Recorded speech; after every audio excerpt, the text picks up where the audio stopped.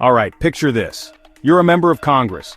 You want to check out what's really happening inside an ICE detention facility. Maybe you've seen some headlines or heard from your constituents and you want answers fast. But as of June 2025, it's not so simple anymore. The Department of Homeland Security just rolled out a fresh set of rules that, honestly, are shaking things up on Capitol Hill.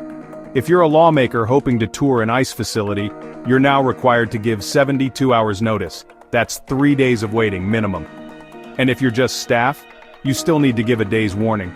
Gone are the days of dropping by unannounced to see what's up. But why this change?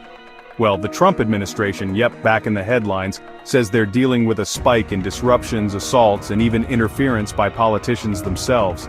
In May, for example, a visit to a New Jersey facility ended with Newark's mayor arrested and a congresswoman charged with interfering with federal immigration officials.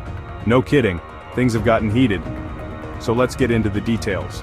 Under the new guidance, ICE has what they call sole and unreviewable discretion. That's bureaucratic for, they can say no to any visit request if they believe operational or security issues are at stake. ICE can cancel, reschedule, or deny a tour, and their word is final. And if you try to sneak in or skirt the rules, you could actually get arrested. You might be thinking, wait, isn't Congress supposed to have oversight?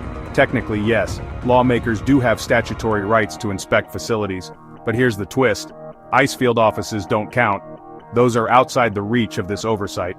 And for any other facility, especially those not directly run by ICE, like federal prisons holding immigrant detainees, you're looking at 5 to 7 business days advance notice. That's a week or more just to get your foot in the door. And don't even think about bringing your phone or a camera. Recording devices are banned. There are also strict rules on how visitors can interact with both detainees and ICE officers. All of this is happening as more lawmakers, especially Democrats, are trying to visit these facilities, often after reports of crowded conditions or alleged mistreatment. The Trump administration's crackdown on illegal immigration has only added fuel to the fire, making these visits a political flashpoint. Now, if you're in Congress, and you think you have a good reason to skip the waiting period, you'll need the Secretary of Homeland Security herself to sign off. This isn't just red tape.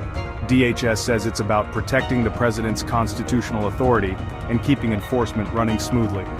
So bottom line, oversight isn't dead, but it's a lot tougher than it used to be. The new guidance is a deliberate move to keep the process under control, limit disruptions, and frankly, discourage any surprise visits that might make waves or headlines. If you're a news watcher, this is a story to keep your eye on. It's not just about who gets to walk through those doors. It's about the ongoing tug-of-war between transparency, security, and politics in America's immigration system. If you found this breakdown helpful, hit that like button, and don't forget to subscribe for more sharp takes on stories that matter. See you next time.